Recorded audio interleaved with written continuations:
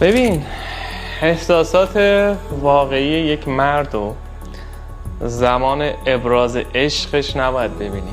زمانی که عصبانیه، همون زمانی که به توهین میکنه، تحقیرت میکنه، اون موقع میتونی بفهمی که چقدر واسه ارزش قائله. یه مرد واقعی هیچ وقت تو عصبانیت زنشو نمیزنه، تنبیه بدنی نمیکنه، هیچ وقت تو عصبانیت توهین نمیکنه بهش، هیچ وقت تو عصبانیت تحقیرش نمیکنه، خانواده‌شو زیر سوال نمیبره.